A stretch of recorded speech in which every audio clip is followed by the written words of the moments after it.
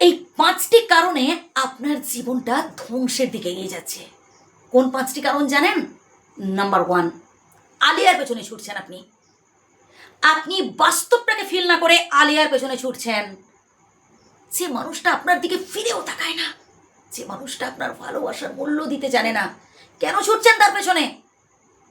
আগে নিজের কেরিয়ার গঠন করুন, স্বনির্ভর হওয়ার কথা ভাবুন। নাম্বার 2, কুঁড়েমি ত্যাগ করুন। এই কুঁড়েমি আলস্য আপনার জীবনটাকে ধ্বংসের দিকে এগিয়ে নিয়ে যাচ্ছে। মুছে ফেলুন চোখের জল, আলস্য দূর করুন, শক্ত হাতে সামনের দিকে এগিয়ে যাওয়ার চেষ্টা করুন, নিজেকে মোটিভেট করুন, পজিটিভ চিন্তা করুন। তবেই দেখবেন আপনি একটা সময় মাথা তুলে দাঁড়াতে পেরেছেন। শুনবেন শেষ পর্যন্ত কথাগুলো, হয়তো আপনার জীবনটা বদলে যেতে পারে। নাম্বার 3, কঠোর পরিশ্রম করা। জীবনে সফলতা অর্জনের একমাত্র উপায় তা হলো কঠোর পরিশ্রম করা। কঠোর পরিশ্রম করতে হবে, মাথার ঘাম পায়ে ফেলে কঠোর পরিশ্রম করতে হবে। ভাই এই বয়সে কঠোর পরিশ্রম করবেন না তো কবে করবেন? তো কেন পড়ে আছেন ঘরে? বেরিয়ে আসুন ঘর থেকে, শক্ত হাতে সামনের দিকে এগিয়ে যান। প্রত্যেকটা পদক্ষেপে যেন আপনি সফল হয়ে যেতে পারেন, এই চেষ্টা করুন।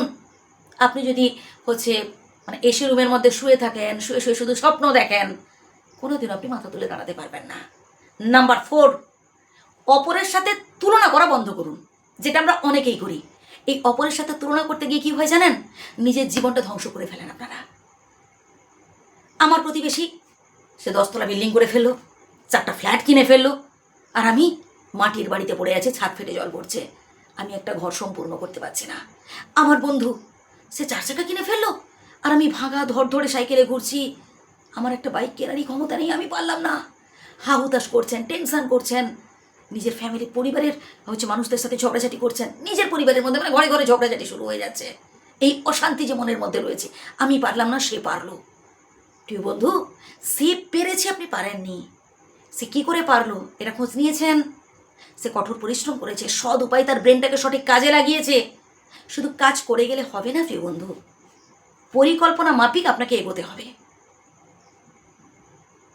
একবার ব্যর্থ হলে ভাই পিছিয়ে আসবেন না, যতবার ব্যর্থ হবেন ততবার শিক্ষা অর্জন করুন, এবং পরবর্তীকালে যাতে নিজেকে আরও নিখুঁতভাবে সফলতার দিকে এগিয়ে নিয়ে যেতে পারেন, এই চেষ্টা করুন।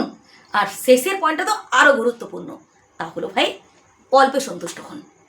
যতক্ষণ আপনি অল্পে সন্তুষ্ট হতে পারছেন ভাই, জীবনটা ধীরে ধীরে দেখবেন আপনার ধ্বংসের দিকে এগিয়ে যাচ্ছে। কেন বলুন তো? আপনি কোনো কিছুতেই তুষ্ট হতে পারেন না, আপনি কোনো কিছুতেই শান্তি পেতে পারেন না। সে লক্ষ লক্ষ কোটি কোটি টাকা উপার্জন করেও দেখবেন আপনার মনে শান্তি নেই। তাই বললাম কি, অল্পে সন্তুষ্ট হন। বিধাতার কৃপায় আপনি যতটুকুন পেয়েছেন সেটাই আপনার কাছে অনেক। ভালো থাকবেন, সুস্থ থাকবেন। ধন্যবাদ।